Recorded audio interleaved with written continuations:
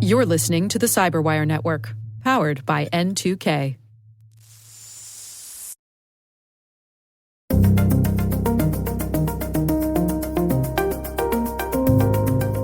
Multi-factor authentication is key. It's important.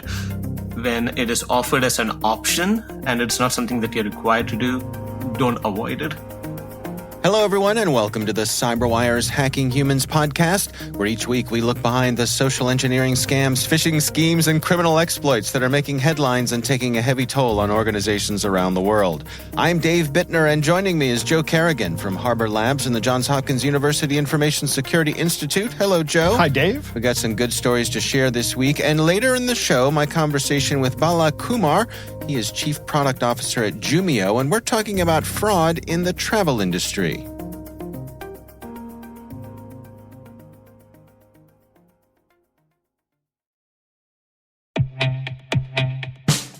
But first, a word from our sponsors at KnowBe4.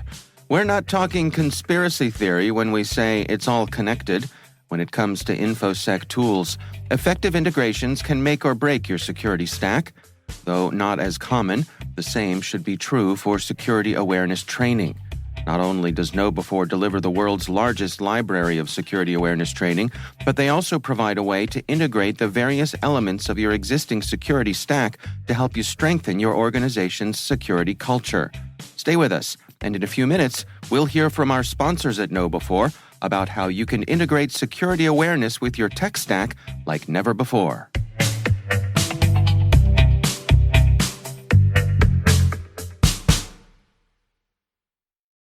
All right, Joe, we've got a good bit of follow-up to start off with here. I'm going to start things off. I believe our last show we were talking about law enforcement and their ability to track cryptocurrency. Mm-hmm. And the book I was trying to remember that I couldn't grasp was, it's called Tracers in the Dark, and it's written by Andy Greenberg, who certainly we're familiar with. Mm-hmm. Great author, Andy Greenberg. And our CyberWire pal Rick Howard actually interviewed Andy when that book was released. So I recommend, if you want to check out that interview, learn more about Tracers in the Dark, go to our website, thecyberwire.com, and you can search for Rick Howard's interview with Andy, and it's good stuff. We've got some stuff from some listeners here. Joe, you want me to start things off here, or do you want to have the honors? I'll read the first one. You can read the second one. Okay. So this one says, "Hi, Dave and Joe. My wife just had something interesting happen to her. We never shop at Dick's Sporting Goods. I also don't shop at Dick's Sporting Goods. Probably because I'm not that athletic." Fair enough. I was there recently buying lacrosse gear for my youngest son. Yes. Took up lacrosse this season. Maryland State team sport. That's right. That's right. But yesterday, she used her American Express card to purchase a gift card from Dick's Sporting Goods for a birthday for a family member. Okay. A family friend, rather. Yep. It looks like Dick's Sporting Goods uses a third-party platform called BlackhawkNetwork.com when purchasing gift cards from the official Dick's Sporting Goods website. Okay. Today, she received several fraud alerts from a different credit card, her Bank of America MasterCard. The Bank of America MasterCard had also been used at Dick's Sporting Goods multiple times successfully before it started getting declined. What's going on here? It would have been pretty standard credit card fraud had the same Amex that she used yesterday been used for the fraudulent transactions, but this is a completely different credit card. The best guess I can think of is that the attackers already had my wife's Bank of America credit card from a breach, and they also somehow found out that she made a purchase at DickSportingGoods.com or BlackhawkNetworks.com, and they immediately started using the other credit card, the one they had access to also make purchases at Dick's Sporting Goods in an effort to make the transactions appear more legitimate. This seems a bit far-fetched, so this might be just a very unlikely coincidence. However, we're a bit concerned that some attacker has more access to her data than is standard, than a standard instance of credit card fraud. Is there a simple explanation? Thanks.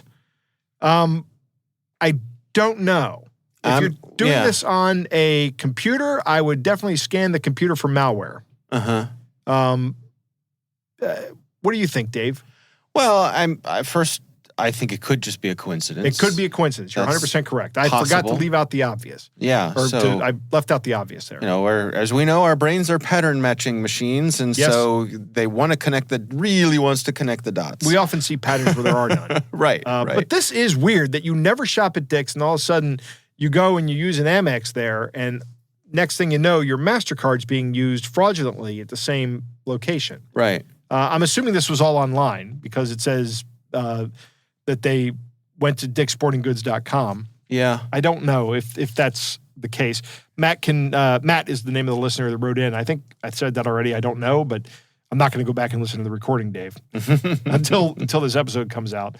But anyway, so if you want to clarify, we'd be happy to hear the clarification. But I think from our standpoint, it looks like a coincidence. I wonder where you use the MasterCard last. Well, the other thing I wonder is, do they have any of these credit cards stored in their browser? Yeah. Because that could be if they have the MasterCard in the browser, it's plausible that perhaps the Dick's Sporting Goods site was compromised, or perhaps their browser was compromised, and so it's harvesting that information from the browser. Yeah, maybe we'll see a news story coming out about how Dick's Sporting Goods was compromised, but I doubt it. I mean, that's an e-commerce site. Those are pretty standard things. I would be surprised to see that come out. I don't know. Yeah. I'm stumped. I mean, Dick's is at the level, that tier where you would be surprised to see run-of-the-mill, credit card. It's someone injecting some code into their site to steal credit cards. That would be unusual. Yes. But not completely out of the realm of possibility, I suppose. Yeah, somebody had contaminated a JavaScript library years ago to do exactly this. Yeah. But I can't remember all the details about it off the top of my head. Yeah. No, I think it's mostly a mystery. I'd love to hear if any of our listeners are shouting at their mobile devices right now and saying, I know what it is. I know what it is. Write in and let us know. Write in and let us know. Yeah. Thank you for writing in, Matt. We got another note from a listener. This is from someone named King, who is writing about our discussion of QR codes from episode 243. And they said, in general, I agree with your security concerns about QR codes, but as with so many useful tools, it is not the mechanism itself that is the problem, but our use or misuse of it. A QR code is really just a fancy URL, and like hovering over a URL on a web page, I always use a QR code scanner to see what is encoded first. Right. Yeah, and you were mentioning that, Joe. You have tools to do that as well. That's right. King says there are good uses for QR codes. I agree with Joe. I'm not a fan of reading a menu on my phone. Yeah, I just saw an article today that said restaurants are doing away with that because people don't like it. Yeah, good. Okay, so I'm not in the minority here. No, I don't think so. King goes on and says, but COVID caused many restaurants to abandon menus, and we do all carry around perfectly usable display devices. Fair enough. Yep. Sometimes the world changes, and we old guys just have to deal. Yeah, that's true. So yeah, that's sad but true. Yeah. Man, I hate that. No, I want the world to remain the same, Dave. Yes, exactly. At least until I'm dead. Right. This a friend of mine says the world is not a museum for you to go visit. Yes. I'd rather read the menu on my phone than have a server recite it to me, which has happened. That would be brutal. Yeah, I would also rather read it on my phone. Right. They say restaurant bills are very convenient to pay via QR code. I've done that. I tried to do that this past weekend, and it didn't work. Really? Yeah. I've done it a few times. It was an times. Apple Pay thing, and I tried to use the Google system, and I just couldn't get it to work. Huh. Okay. I've done it a few times. It is convenient. Yeah, maybe again I'm old manning this. I don't know. Yeah. King says, of course, there are bad uses. A QR code on a gas pump is a terrible use case. Yep. Any placement where you can't know who put it there should not be trusted like a sticker on anything public. Right. Joe, I was actually out and about, and I was buying some gas the other day, and I took a picture of the collection of QR codes on the gas pump I was using. There's a collection of QR codes in the gas pump? I sent it over to you. I don't know if you can, I sent it to you via text message. Oh, my phone's turned off right now for the sake of the podcast. Gotcha. So this is... I'm guessing that all of these QR codes are legit, but they are just stickers on the gas pump, and there's like a Google Pay one, and there's an Apple Pay one, and there's another one, and yeah, I'm not going to trust those. Like one of them's halfway peeled off, and they, be one thing if it was screen printed onto the pump, like if it looked like this is something that came with the pump itself. But these are all just stickers. Yeah. So why would I trust a sticker? Yeah. I mean, my son got a sticker that printed up that it's a QR code that rickrolls people. Nice. He's going to put it on his car. Okay. King goes on and says a QR code that evaluates to a link shortening service is suspect. I agree. Yep. The great thing about QR codes is you can encode anything. That's true. He says, I love QR codes. They're easy and convenient, but like any digital data, you can't automatically believe they provide legitimate data. Maybe one day QR codes will have a digital signature. Thanks and love the show. Well, thank you, King. That's a good point. That would be a very large QR code. It would make the codes larger. Right. But King makes an excellent point. You could put any URL into a QR code. Why do you need a link shortening service? You don't. You don't do that. Put a URL to your website. Right. Don't obfuscate it any more than it is from the QR code. It's already illegible by humans. Right. Absolutely. All right. Well, thank you, King, for writing in, and also to Matt. We do appreciate it. And, of course, we'd love to hear from you. You can email us. It's hackinghumans@thecyberwire.com.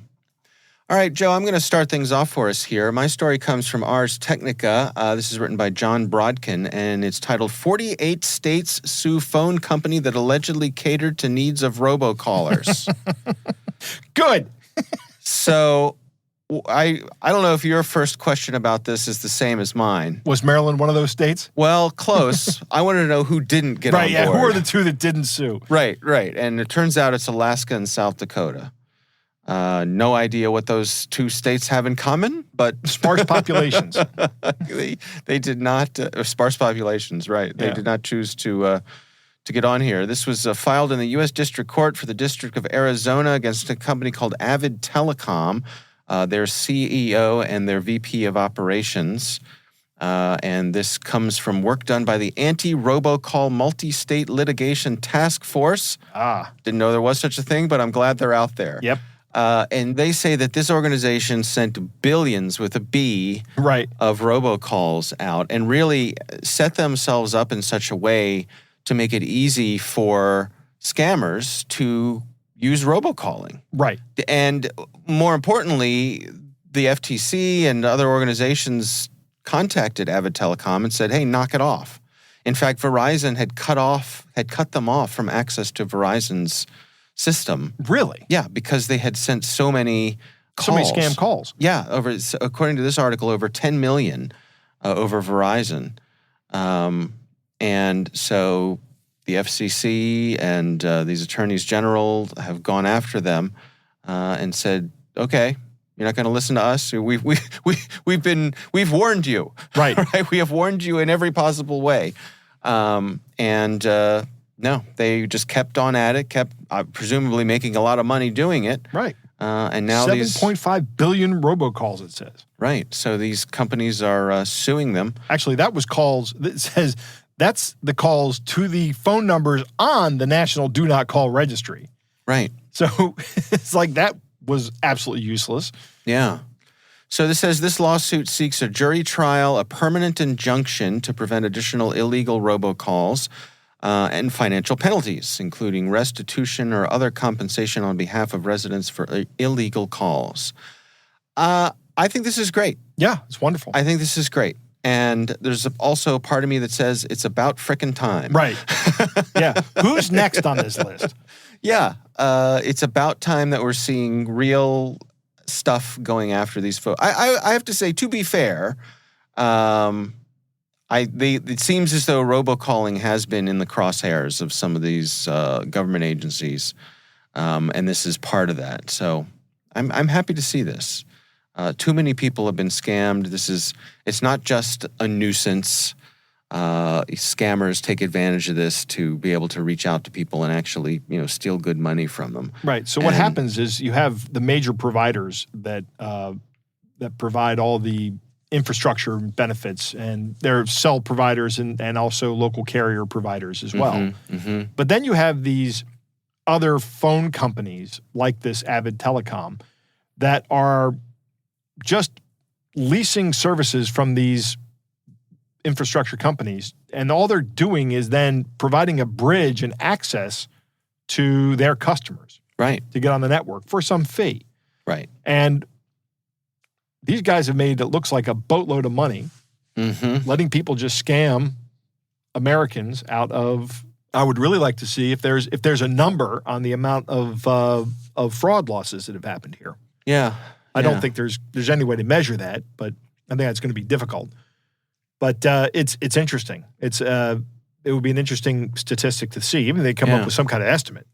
They're in this article. They talk about how these folks at Avid, says they facilitated over 5 billion calls from June 2020 to February 2021 for Sumco, which is facing a proposed $300 million FCC fine for, wait for it, auto warranty scam robocalls. How big is that fine again? $300 million. That's nice. And it says the defendants had direct knowledge that Sumco was sending them illegal call traffic. And also talks about how they deliberately tried to get around the stir-shaken authentication technology that was supposed to, or that has gone into effect to verify the accuracy of caller ID. Right. So they're getting around these the technologies that are there. Right. The things that are put in place to help protect us from these.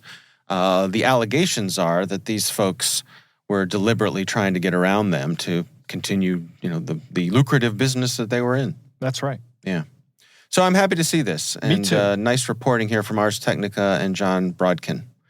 That's what I have this week, Joe. What do you got for us? Dave, I think this might be the first time in all of Hacking Humans history that we have 2 feel-good stories today. Okay. Usually we have something where everybody goes, oh, that's awful. Right. Some kind of doom and gloom. Right. Okay. But my story is also a feel-good story, and it comes from Cole Sullivan from News 9, or 9 News, rather, in Denver, Colorado. Okay. And there is a resident of Denver who has moved out to the area. His name is Phil Tamchina. And he is buying a house, or has bought a house. But while he was buying his house, as we often do, he had to wire money for settlement to some kind of settlement company. Right. Of course, there was somebody in the chain, and he got an email that said, hey, it's time to wire the money. Send the money to this account with these details. And he does it. And he says, I didn't inspect it really hard. Because I'm very busy. But the amount of money he sent was $370, I'm sorry, I have that backwards because I'm dyslexic, $730,000. Wow. So it's a lot of money. Yeah. Right? And 11 days later, 11 days, Dave, he finds out that the people that were supposed to receive the money have not received the money, and that his realtor tells him, it looks like you've been a victim of a wire fraud scam. And he says he goes numb. Yeah. So he starts looking into it, and he calls the police, and the police have a relatively new detective. Her name is Taylor Hickam, and she gets the case, and she starts tracing it down. And lo and behold, she finds that the entire sum of $730,000 is still sitting in the bank account at the bank where he sent it. So they were able to recover all of it. Wow. After 11 days. Now, Hickam thinks that the detective Hickam thinks that the bank that received the funds said, "Hey, something's fishy here. We're going to need to sit on these funds for a little while, hold them, see if anybody comes looking for this, because it went to this account that was set up with maybe these parameters here, or something's going on, or maybe they actually found that somebody's account was taken over, and this person logged in and said, there's an unexplained $730,000 in my account," which is entirely possible. Sure. All of these scenarios are possible. So they just held on to it. They didn't let anybody wire any money out of that account. And when the police came looking for it, all of it was still there. Wow. That's what it looks like happened. So this guy, Phil Tamchina, was very, very fortunate. Yeah. Because I hope he got his house. He did. Oh, good. He actually did get his house. The transaction did go through. Oh, good. He is in the new house now, I think. But so it's great that he was able to recover the money. But I want everyone who's listening to understand, this was very lucky for Mr. Tamchina, because we have had story after story after story where that is not what happens. Yeah. And the person is just out the money. Right. And I don't know what Phil Tamcina's financial situation is. Maybe $730 million or $730,000 is a lot of money, or maybe it's not. I don't know. Yeah. But I have a couple of things that I'd like to say, and this is for the listener who might be wondering, what if I'm in this situation? What do I do? Mm-hmm. So if you're wiring any amount of money, verify the wiring details with a phone call to a known good number, and do not rely on any inbound communication. Mm-hmm. Don't listen to anybody on the phone that calls you and says, hey, we got some new wiring details. We're going to send them to you. Right. Hey, here's an email with your new wiring details. Yeah. And don't use the phone number that's in the email or communication that's asking you to wire Absolutely. the number. Use the phone number on the business rather. card of the person. Look up their phone number on the internet. Right. Right. Look up in a phone book if you still have a phone book. Dave, do you have any phone books in your house? I do not believe I do. There might be, who knows? There's probably one hiding under something somewhere, or Right. maybe propping something up. But When little no, it's kids been come a over long to your house, time. what do they sit on? That's right. That's a good question. Now that phone books are gone, what do Right. kids sit on during holidays? Yes. During like Christmas and Thanksgiving and Easter and Passover. What do kids sit on these days? I don't know. That's a good question. All my kids are too old to need to sit on something. Well, that's good. They probably just have booster seats now. Yes, booster seats. Yeah. So pay money to replace the old Right. biodegradable phone book. There you go. Anyway, number 2, verify that the recipient received the funds as soon as you wire them. This is something that I'm kind of shocked that Mr. Tamcina didn't do. I know if I was wiring $730,000 to somebody, I'd call to make sure they got it. Yeah. In fact, I was going to wire or send about 1,000th of that to a friend of mine. This was to close out a business, right, that we had together, and I still had about $730 he needed. So I called him 3 times during that transaction. Right? He was irritated with it. Yes, Joe, I got the I got money. it. Okay. Before I said, is this the right place I'm going to send it to? Yes, this is the right place. Okay. Right. I'm sending it now. Right. Hey, did you get it? Yes. Final call. We're all good, right? Yep, we're good. So that's just me, though. I mean, for me, $730, I don't even want to have to pay that money twice. Right. Oh, sure. Right? So when you wire anybody any amount of money, I would say, call them and ask them that you get it, because time is of the essence here. Mm-hmm. This guy got really lucky in that the bank flagged it as fraudulent, but most of the time, you don't have that kind of time. Yeah. You don't have that kind of time. They're going to try to get that money out of there as quickly as they can. And I'm sure these scammers tried to get that money out as quickly as they could. It's just the bank stopped them. Probably. Yep. Right. I suspect that you're right. And so really, in my mind, that makes the bank the hero of this story. Yeah, the bank, I think, did a great job here. And finally, the last point I want to make is, if you're going to be the custodian of money that is sent via a wire transfer, so let's say you're a settlement attorney or you're some kind of bank that's going to an escrow company or whatever. Yeah. It is good policy to communicate the wiring details at the very beginning of the process. And then to say something like, these details will not change during the process of this transaction. This is what they will be, and we will keep this account open until such a time as this, at least until we're done here. Right. Right? And if you receive any communication or there's anything that indicates different details, do not wire the money.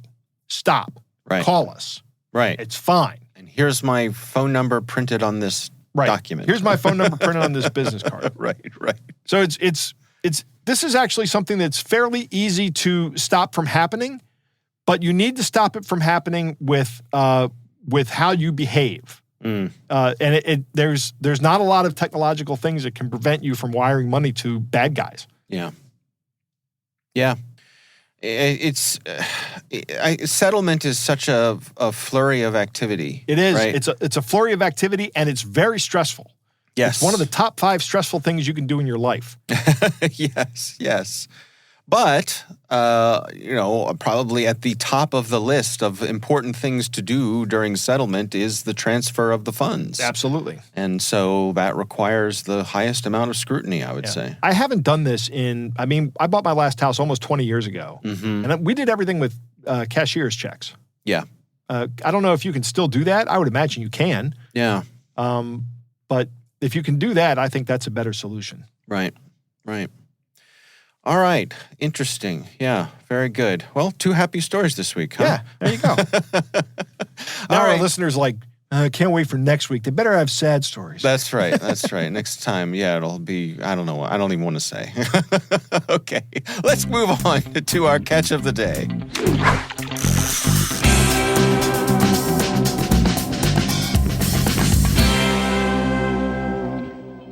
Dave, our catch of the day comes from William, and when our producer Liz forwarded this to me, Gmail said in bright red letters, "This message seems dangerous." Okay, well, there you go. Thank you, Gmail. Yes.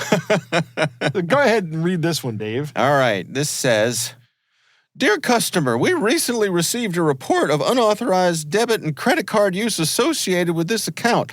As a precaution, we have limited your Chase banking account in order to protect against future unauthorized transactions. To verify your account, click on Secure Your Account below so you could help us confirm your account information and regain full access to your account. Warning, ignoring or giving wrong details mean you are not the rightful owner of this account, and we are going to permanently lock your account if such activity is detected. Thank you for being a Chase customer, and we look forward to serve all your financial satisfactions." And then there's a big blue button that says, "Secure my account. Sincerely, Chase Support Team." So that's pretty good. I mean, the grammar is almost perfect until the end where it starts getting a little bit sloppy. Almost, yeah. William writes, as phishing emails go, this one's better than most. The only obvious grammatical giveaway is, quote, financial satisfactions in the final sentence. One of my favorite songs from the Rolling Stones. Right. I can't get no financial satisfactions. Yeah. The link preview on iPhone shows a Chase login page at a marketing URL. So what that is some marketing company, or maybe they're complicit, but they've probably been compromised, and somebody has put a phishing page on that web server. Right. So it's a phishing kit just catching these credentials. They don't care whether or not you have a Chase account. If you don't have a Chase account, they're not interested in catching your credentials, right? So they're sending this out to a bunch of people. Somebody has a Chase account and reads it and goes, I better secure my account, and clicks it and gives up their username and password. Yeah. And then the guys are in. And they're just going to do terrible things to your bank account. The consolidation of the banking industry here in the U.S. has made this much easier for these people because there are fewer big banks. 100% correct, Dave. That is, that's a great point. Because there aren't a lot of big banks anymore. Nope. There aren't a lot of banks around here anymore. There's Chase, there's Wells Fargo, there's Citibank, there's Bank of America, and I'm trying to think of another one, and I can't. There's just a handful. Right. Yeah. So chances are, by picking one of the big banks, you're hitting a very large percentage of the population. Right. Absolutely. All right, well, our thanks to William for sending this in. Again, we would love to hear from you. Our email address is hackinghumans@thecyberwire.com.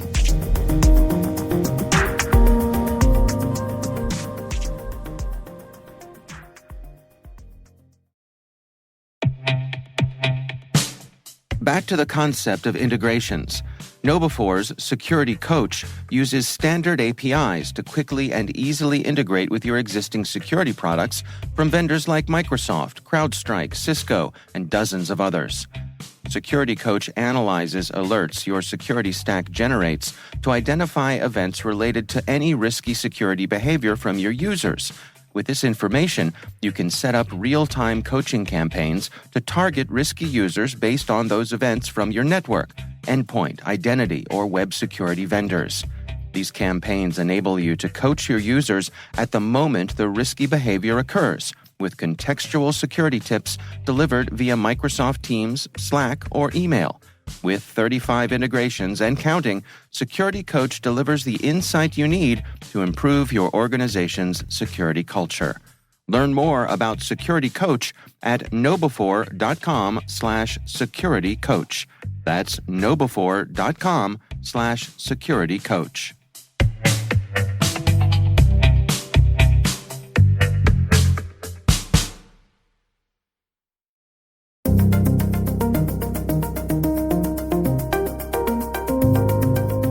Joe, I recently had the pleasure of speaking with Bala Kumar. He is Chief Product Officer at Jumio, and we were talking about fraud in the travel industry. Here's our conversation. There's been quite a bit of transformation happening, not just in the travel industry, but generally across because of the pandemic. One, there's been a significant drop-off, or there was a significant drop-off in travel. That started to pick up now over the course of the last year or so. It's starting to come back to almost the 2019 levels, but not yet fully there. In addition to that, folks are now starting to get a lot more used to digital transformation. Companies are adopting digital transformation. End users or consumers are used to digital transformation. People are looking for more convenience. And so they are looking for quicker ways for them to be able to either check into hotels or to be able to pick up their cars, to be able to make their way through security controls, etc.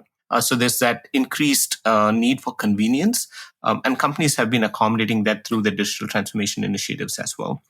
So these are the two driving factors that's caused a tipping point in how end users are interacting in the travel industry and generally other industries as well. Fraudsters, though, are now starting to take advantage of this because a lot of these conveniences mean it's being done in faceless channels. So you're not necessarily interacting with an individual. In the past, you would go into the hotel lobby, you would meet somebody, you would hand over your driver's license, your credit card.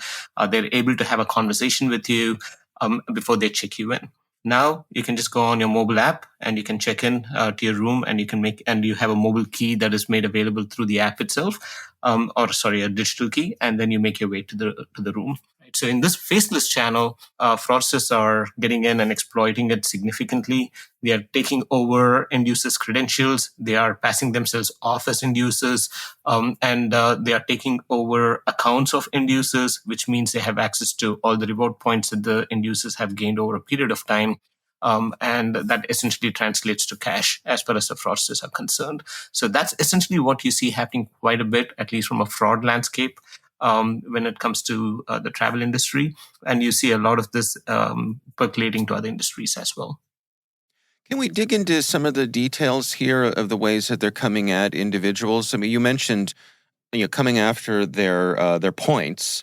Is that the main thing they're after here, or what other things do they come at? That's predominantly it. The fraudsters are not looking to travel, but if they're able to get these reward points, they're able to convert that into cash, right? So they can go online, they can trade the points, they can transfer points. There's a ton of things that they could do with points. And a lot of folks, not too many people really keep a close eye on their points. For example, when my mom traveled here to the US from India, she, because it was an international flight, she gained quite a few points. But then she doesn't care about those points. It's sitting in her account. And if somebody hacks into her account, they get access to those points and it's gone. And so the end user is not even aware that one, they had gained all these points and now they've lost it too, right? So few people keep a very close eye on their points. It's usually the frequent travelers. But if their accounts are compromised, then you're talking about several thousand points that the fraudsters are going to get access to, and that translates to thousands of dollars. So what are the providers doing to prevent this? The airlines, the hotels, what part do they play here? Playing a little bit of a catch-up. They are trying to figure out the trade-off between convenience and having the right security controls in place. So there's a combination of efforts. One, you have to make sure that the individual that you are interacting with is genuine, especially in this faceless channel.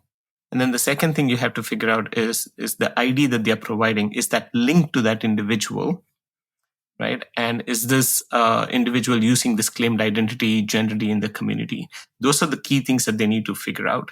So to do that, some of the companies, especially in the airline space, they are leaning on government-issued IDs, so driver's licenses, passports, etc., as a means to verify that these are genuine individuals. Because think about it, right?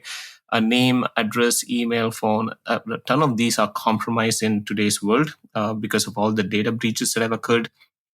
I guarantee that your information, my information, or some parts of information is out there in the dark web.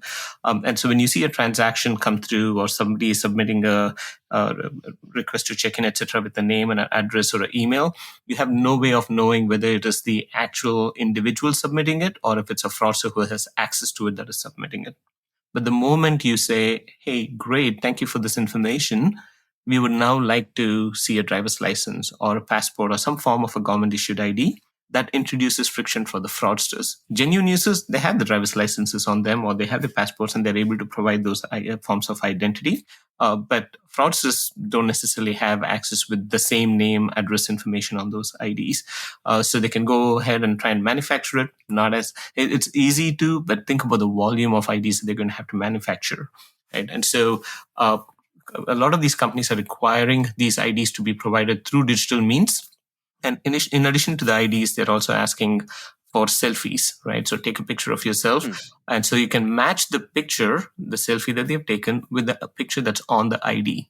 And if you look at an ID, there are multiple security controls on ID. You'll see the actual image, you'll see a ghost image. And so companies like Jumio, there are a few of us that operate in the space. Companies like Jumio, we look at the selfie, we look at the images on the ID and make sure that it is the same individual. So it's not just a selfie matching within the document itself. There are multiple security controls that are laid into the document. So we check for all of those and make sure that this is a valid ID. Think about the last time you traveled, you went through TSA, they take your ID and they run it through, they scan it and make sure that it is a valid ID. We run a lot of very similar checks to make sure that this is a genuine ID. So that essentially causes friction for the bad users, for the fraudsters. And that's essentially one of the primary tools that a lot of companies are using to try and keep the fraudsters out. Do you find that some folks are reticent or hesitant to upload their government IDs?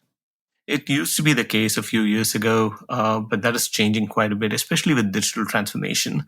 And this is something that starts early. Even if you take an online exam, whether it's somebody in the university, etc., they are asked to furnish an ID. They want to make sure that this is a valid individual. If you take a certified Coursera course, they require you to provide an ID, right? So folks over a period of time have started to get comfortable with it. There was also some concerns around taking selfies and whether people would be comfortable with that. But in the last 5-10 years, especially with the crazy spread of mobile devices, etc., and folks actually submitting their photos, etc., on social media like Facebook and Instagram and others, they're starting to get a lot more comfortable with it now than they were 5-10 years ago. So I would say that friction point from an end user standpoint has dramatically dropped over the last few years. You know, I think a lot of people are on board when it comes to things like multi-factor authentication for their bank accounts, those things where they see direct and ongoing interaction of money. Where do we stand with the travel providers here? Are there opportunities to use things like multi-factor with those organizations? Absolutely. In fact, a lot of them have started to use it. Some of them offer it as an option. Some others are starting to require it. But some of the tools that are being used are still a bit rudimentary. They ask you for, hey, what is the color of your car, or which school did you go to, etc. And these are canned responses, something that the end user keyed in when they set up their account. And the challenge with that is not everyone remembers what they put in a year or 2 years ago when they set up their account. Then there's the whole issue of, is it uppercase, is it lowercase? And so that in itself introduces quite a bit of friction.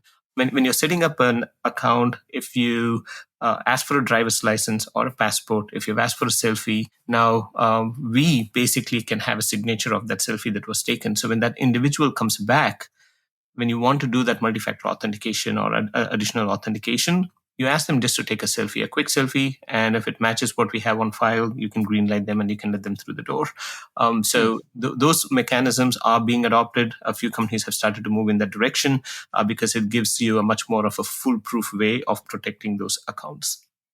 So what are your recommendations for consumers here? What are the best practices for them to make sure that they're protecting themselves?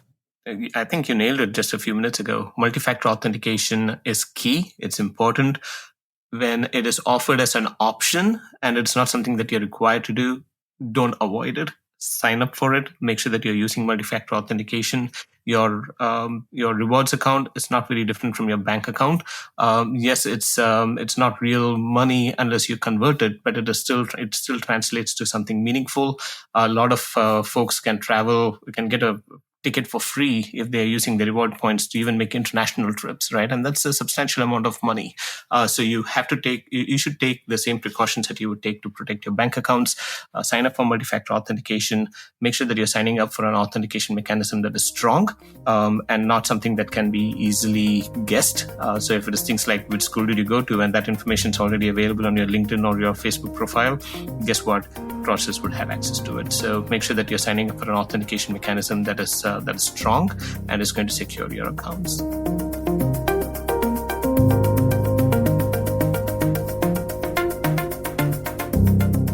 Joe, what do you think?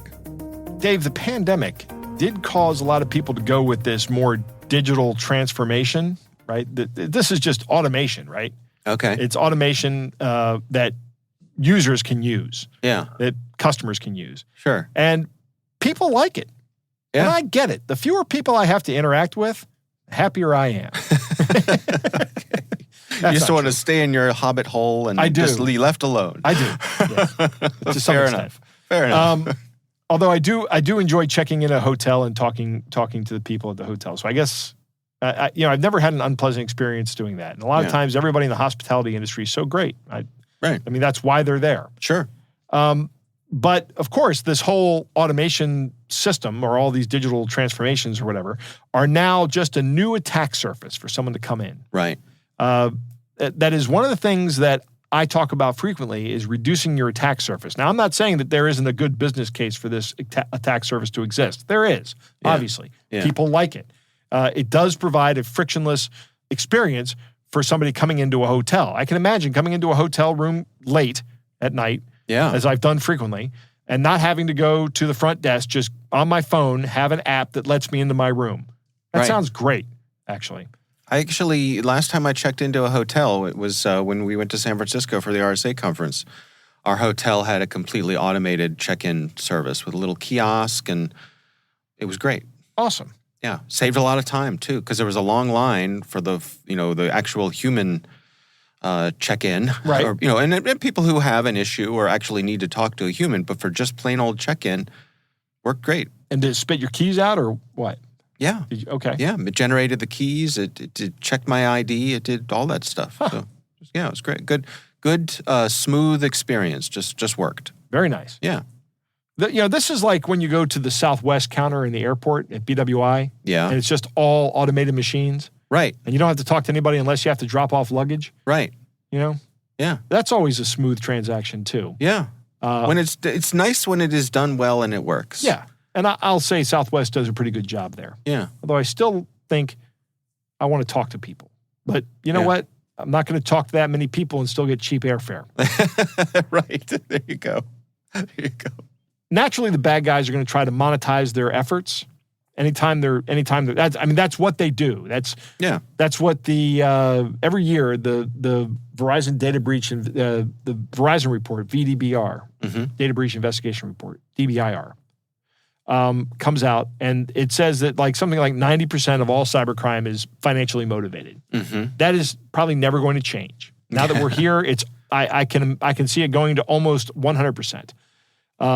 There's still going to be other reasons, but they're going to be the real minority. So they're going after points if they can turn that into cash, and that's great. Yeah.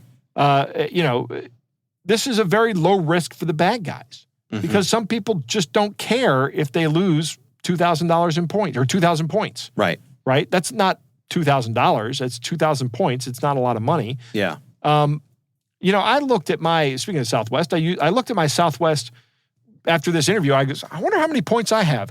I have a substantial amount of points. I could do a round trip from here to Dallas and back with my points. Oh, that's nice. It is.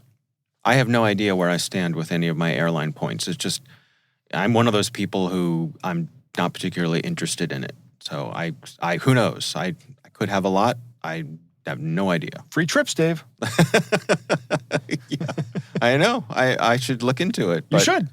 But I'm one of those people also where I would not know if my points were taken. Yes. Just wouldn't know, wouldn't lose sleep over it. Yeah.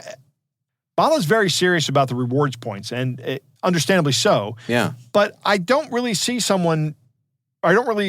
have a problem with someone who goes, this is not in my risk portfolio. I'm not worried about this. Right. I don't care about that because Bala's own mom said she doesn't care. Yeah. Right? I don't know. This is something that I don't think of. Nobody would think it would be a big loss if they lost their traveler's points unless they're really into that sort of thing. Mm-hmm. If you're really into that sort of thing, protect it. Use the multi-factor authentication. Yeah. I like that Bala says companies need to have a multi-layered approach to fighting the fraud. I agree with that 100%. Yeah. He also talks about the knowledge-based authentication that is always terrible. It's very easy to find the knowledge, and you have no way of knowing if the user is going to remember it when they come back. Right. Absolutely. Who knows what they put down? Yeah. Asking for IDs and selfies creates a lot of friction for the scammer. People are more willing to do it now. I wouldn't have problems with selfies, but if somebody wanted me to upload my ID just so I could use my my frequent flyer points, at that point in time, I might be like, okay, I don't care about this much. Mm-hmm. Because now I'm putting my ID. If they're using another company whose security is focused, or whose focus is security rather, then okay, maybe. Right. But if I'm just going to give my ID to Southwest for them to store it, I don't know that I would trust them with that much PII. I mean, there's a lot of PII on the on my ID. Yeah. Right. But do they already have that? I don't know. Probably do. Probably. So maybe it's okay. I mean, they have to know my name, my address, my. I don't know. They need to know my address, but they need to know my birth date. Right. Well, there's all this stuff they have to verify just for TSA. Yeah, just to give me a ticket. Yeah. So they are in possession of a lot of information about us. So maybe it's not a bad idea. For sure. Maybe it's that already exists. Yeah.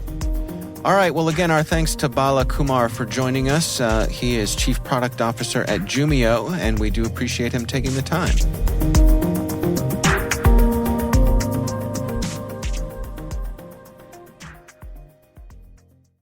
We want to thank all of you for listening, and of course, we want to thank our sponsors at KnowBe4. They are experts at enabling a fully integrated approach to security awareness training.